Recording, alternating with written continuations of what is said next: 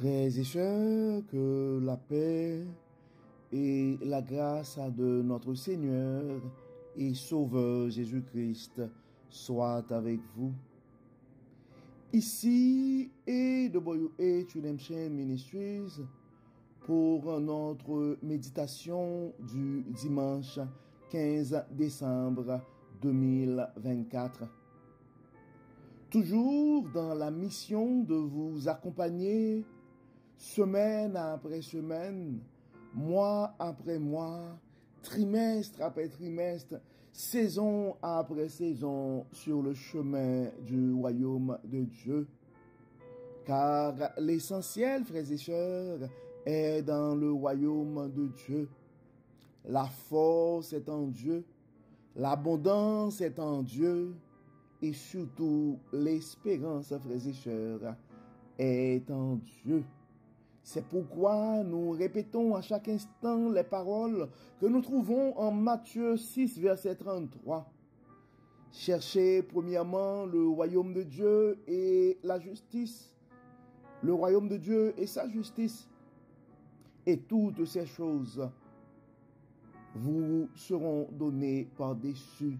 Donc cherchons ce matin, frères et sœurs, le royaume et la justice de Dieu. Et toutes les autres choses de la vie nous seront données par-dessus. Donc pendant ce mois de décembre, frères et sœurs, nous sommes appelés à proclamer l'espérance que nous trouvons dans la bonté de Dieu.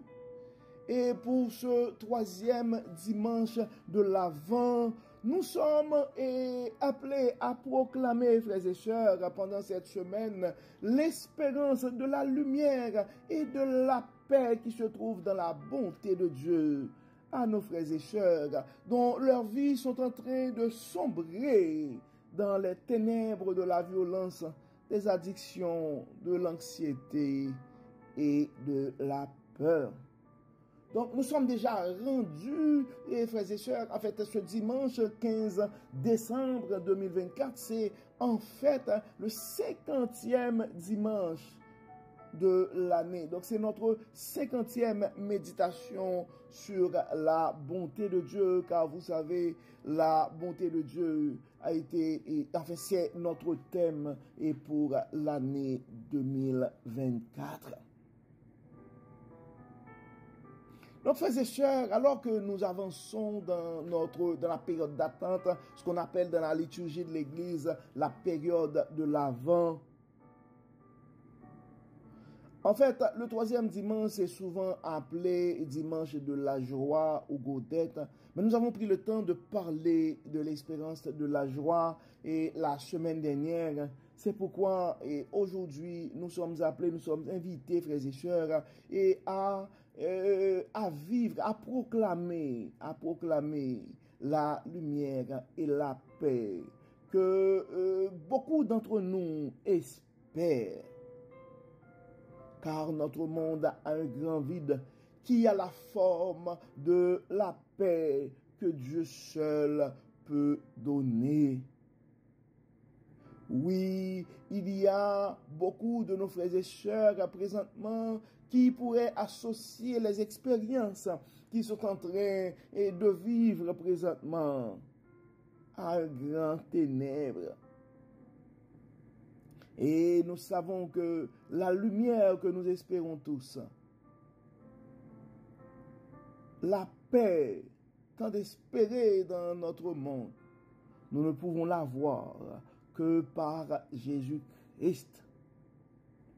Donc, à travers notre méditation de ce matin, nous allons parler de paix, mais nous n'allons pas juste parler, oui, on a besoin de la paix parce que il y a la guerre dans beaucoup de places, dans beaucoup d'endroits dans notre monde. Beaucoup de gens sont obligés de laisser leur maison, de laisser leur pays, soit à cause de la guerre civile, soit à cause des conflits internes, mais soit aussi la guerre avec un pays ennemi ou un pays voisin. Donc la paix que nous parlons de ce matin, la paix que nous cherchons, la paix que nous proclamons ce matin, C'est la paix que nous pouvons trouver en Jésus-Christ. C'est en fait un don divin. Ce n'est pas quelque chose que nous pouvons gagner.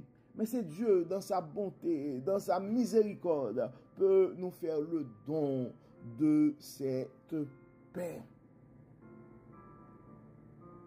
Donc nous devons comprendre, frères et sœurs, la paix que nous parlons n'est pas juste simplement l'absence de conflit ou de trouble, soit dans nos pays, soit dans nos vies.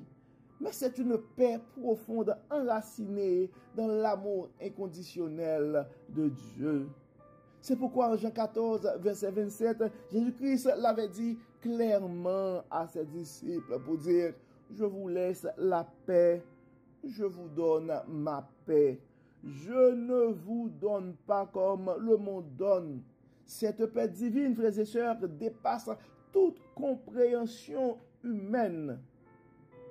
Et ça peut nous remplir d'une tranquillité intérieure à nul autre pareil, même au milieu des tempêtes de nos vies. En fait, la paix intérieure, frères et sœurs, la paix que Dieu donne, et je peux vous avouer, c'est comme un voyage de transformation. Donc, c'est une paix que nous pouvons trouver dans la présence de Dieu.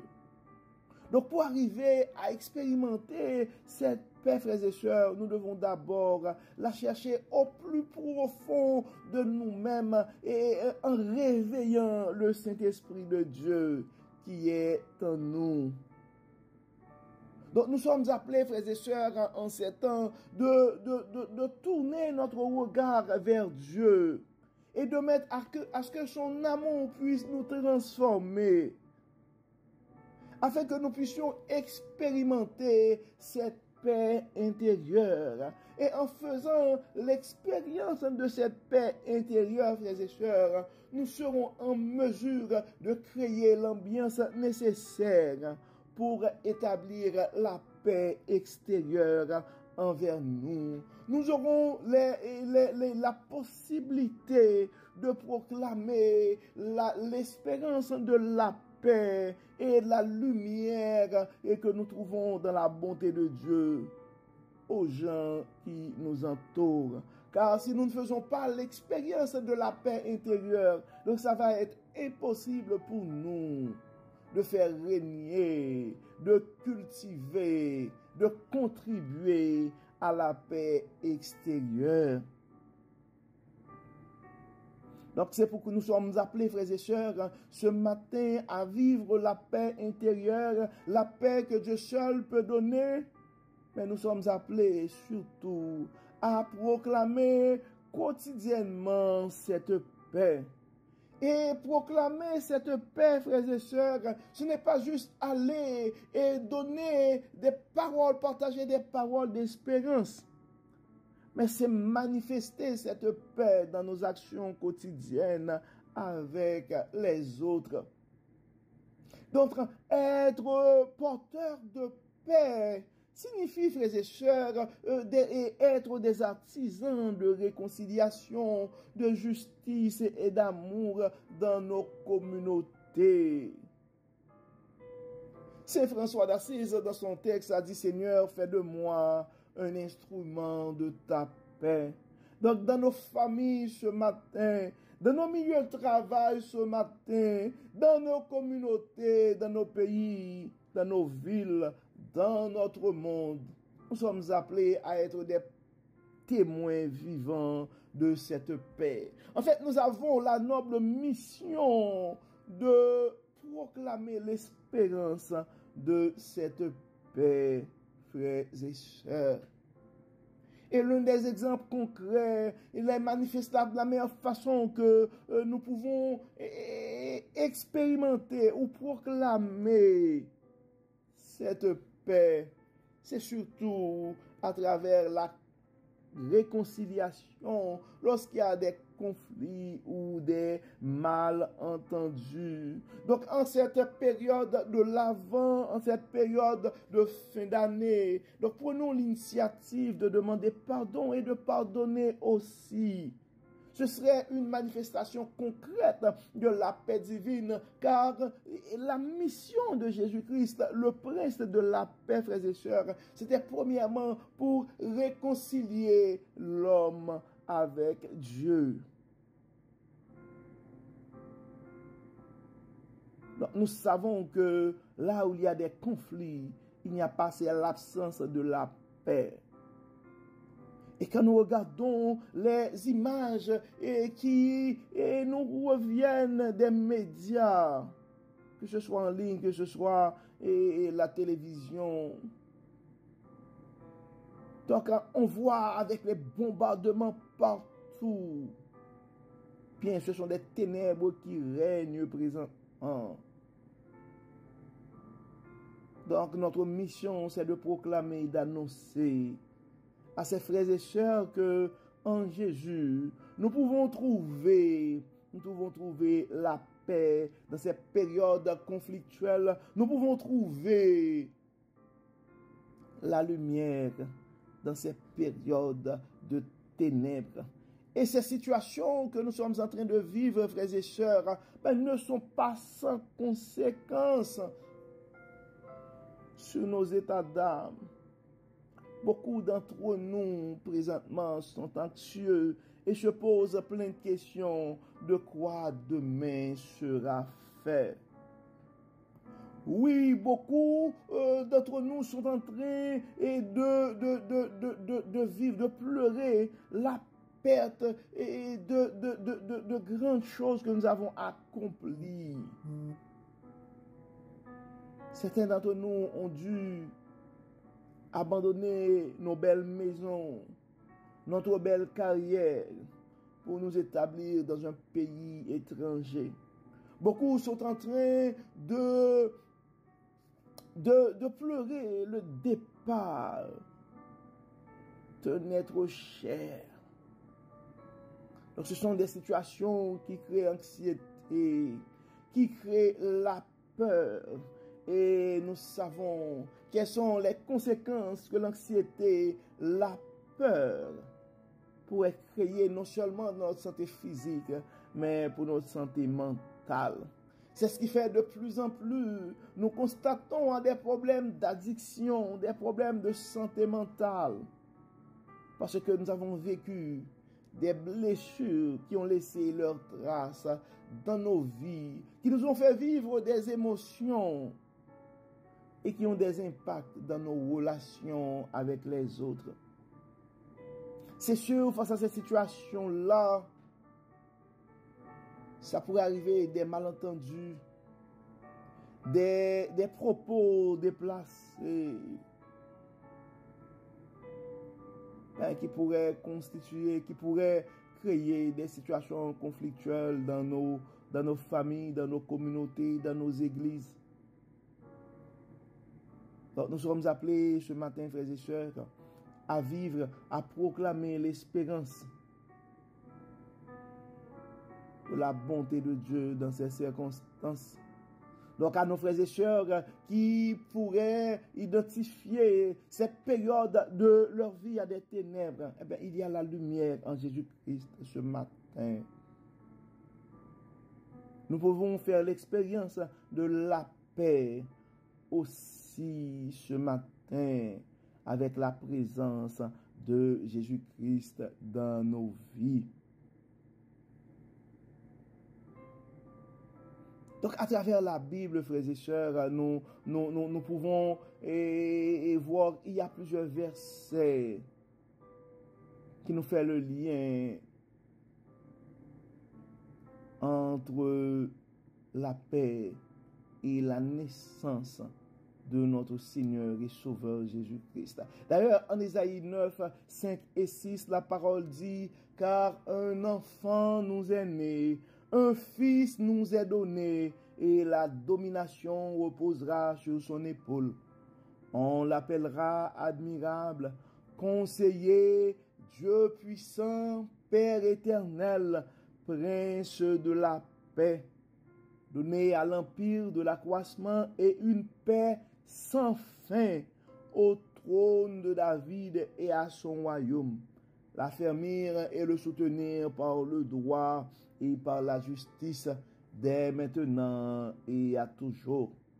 Voilà ce que fera le zèle de l'Éternel des armées. Donc que ces paroles soient une prophétie sur ta vie ce matin, mon frère. Que ces paroles soient aussi une prophétie sur ta vie, ma soeur. Que ce Jésus, le prince de la paix, soit au centre de tes paroles, au centre de tes projets, au centre de tes relations. Et que la lumière de sa paix soit ta portion, soit notre partage pendant cette période de l'Avent. Et tu ne dois pas garder ce message pour toi, tu dois partager aussi ce message aux gens et qui sont autour de toi, mon frère. Tu es appelé à rappeler à ceux qui t'entourent ce matin que le Prince de paix, notre Jésus, est à leur disposition ce matin. Et il peut donner une paix sans fin aux âmes découragées, aux âmes blessées, aux esprits tourmentés.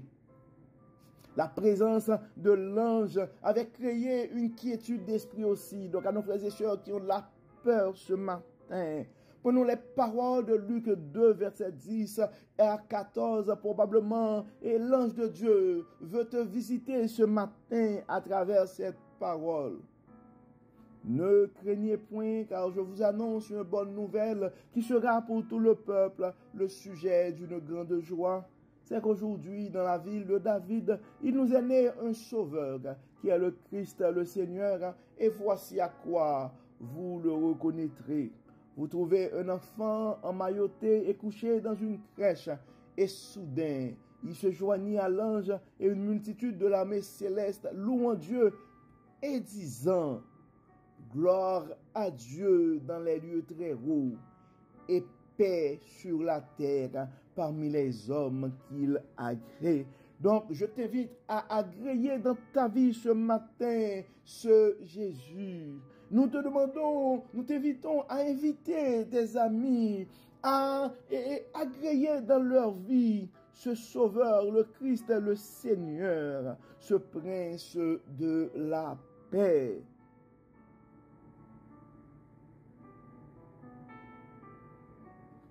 Éphésiens 2, verset 14.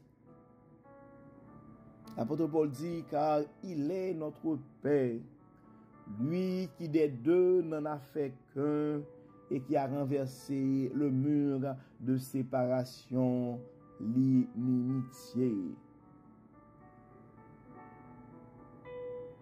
Il est notre paix, le Jésus Prince de la paix.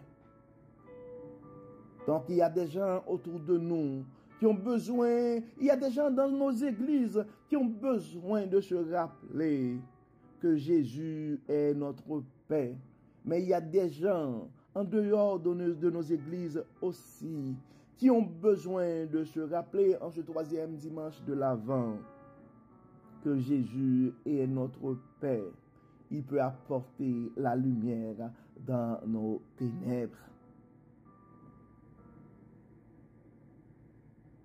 Frères et sœurs, nous sommes appelés à proclamer la paix que Jésus donne. Et nous devons être conscients que c'est une mission sacrée et joyeuse. Être des porteurs et des porteuses de l'espérance et de la paix. Et nous devons nous rappeler, frères et sœurs, nous ne pouvons pas proclamer cette paix, nous ne pouvons pas vraiment partager cette paix, nous ne pouvons pas faire régner cette paix à l'extérieur autour de nous sans avoir expérimenté la paix intérieure. Donc la première étape pour proclamer la paix de Jésus, frères et sœurs, est de la vivre personnellement. Donc cultivons la paix intérieure par la méditation, par la confiance en Dieu et surtout par la prière. Et en vivant l'expérience de cette paix, frères et sœurs, même en gardant le silence, ce sera proclamé autour de nous la paix qu'on peut trouver dans la bonté de Dieu. Car quand les gens nous observent, frères et sœurs, quand les gens voient comment c'est tourmenté autour de nous, mais en dépit de tout, il y a cette tranquillité en nous et chez nous. C'est une façon de faire connaître aux gens que notre paix, ce ne sont pas les circonstances, ce ne sont pas les événements qui nous entourent qui vont déterminer la paix en nous, mais c'est notre confiance dans la toute-puissance, dans la bonté et la miséricorde de notre Dieu. Il n'y a pas mieux, frères et sœurs. C'est quand on voit que ça bouge dans tous les sens et dans nos milieux, que ce soit au travail, que ce soit dans les affaires et que ce soit dans la famille, mais malgré tout, on reste serein, on reste calme et les gens commencent à se questionner, mais pourquoi il est si calme? Est-ce qu'il ne comprend pas qu'est-ce qui est en train de se passer? Mais oui, je comprends, mais j'ai le Jésus de Nazareth dans ma barque ce matin. J'ai le Dieu de paix dans mon cœur. Je sais que mon pourvoyeur, c'est le Dieu Tout-Puissant, c'est le Jéhovah Jireh. Oui, malgré les diagnostics, je peux avoir l'esprit calme, car je sais que mon Seigneur, mon Dieu, est le médecin par excellence. Nous sommes appelés aussi, frères et sœurs, à faire des actions de paix.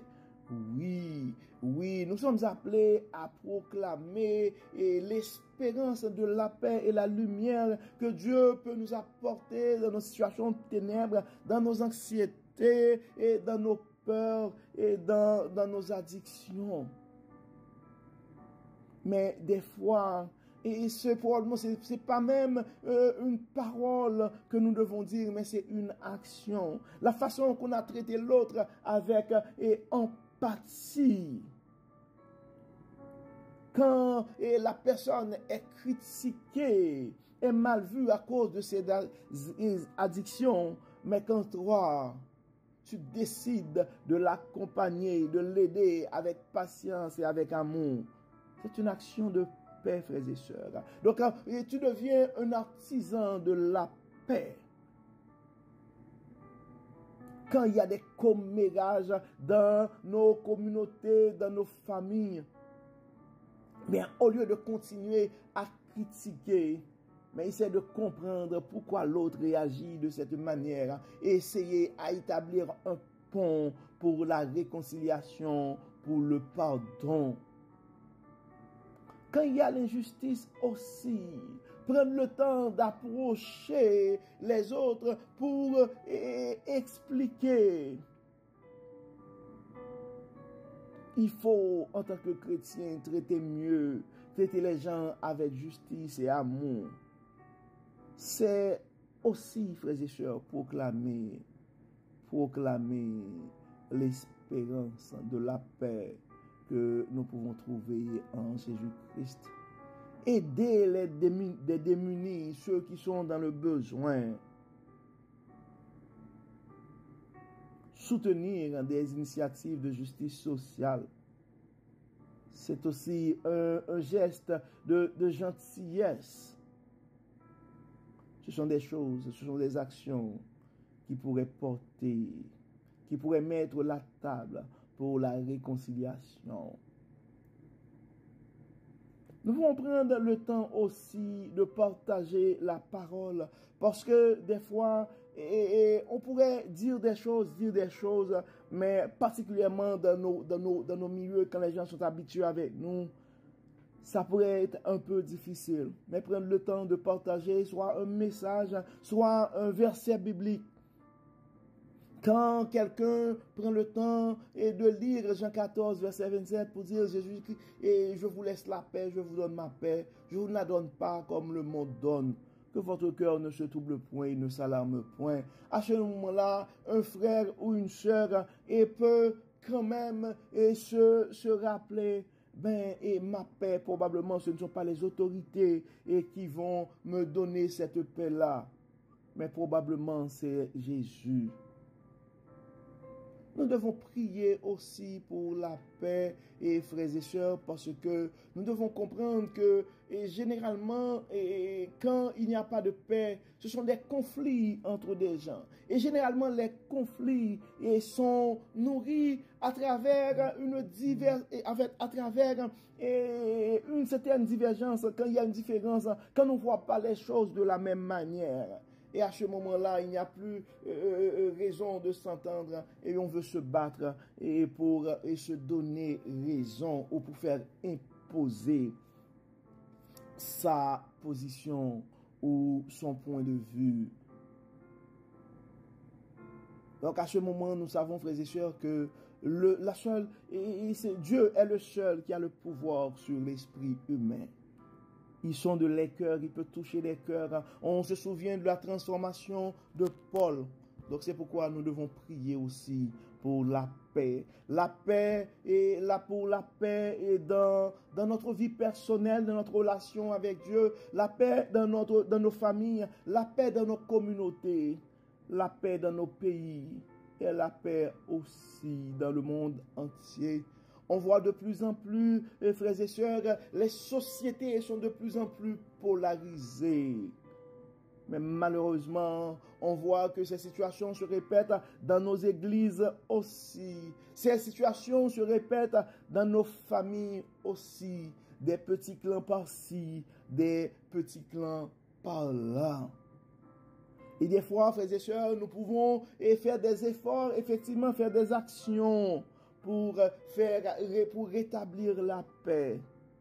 Mais nous devons nous rappeler que nous sommes appelés à proclamer la paix, mais le prince de paix, c'est Jésus.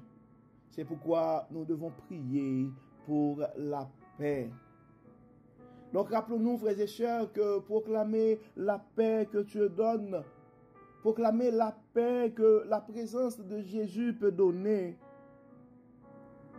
c'est une mission que nous devons accomplir à travers nos actions, nos paroles et nos prières. C'est pourquoi ce matin, nous allons comme d'habitude prier. Nous allons prier pour que chaque frère, chaque sœur qui nous écoute ce matin puisse faire l'expérience de la paix intérieure.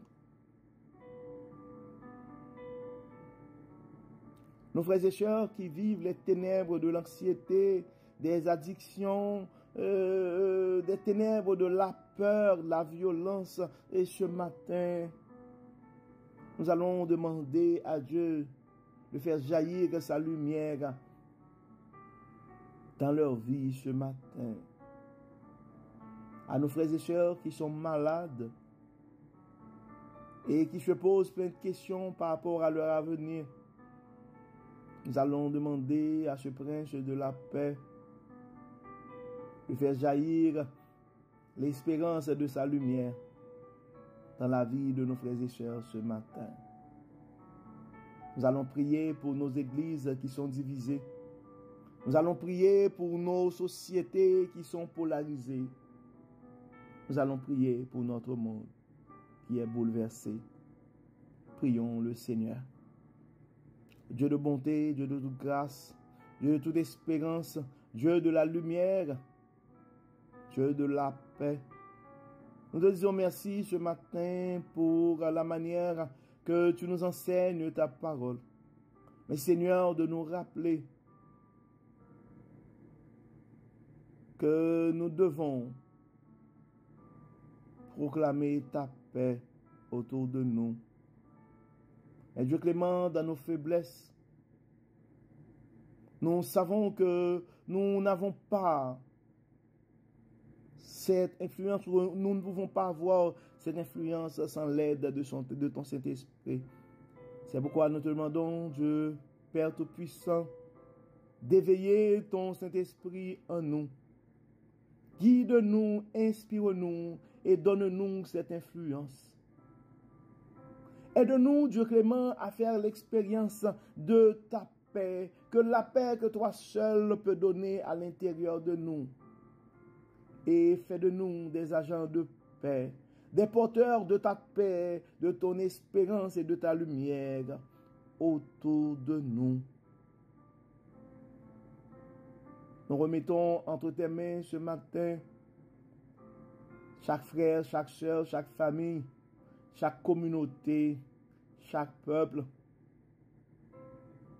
Nous remettons entre tes mains nos frères et sœurs dans la foi.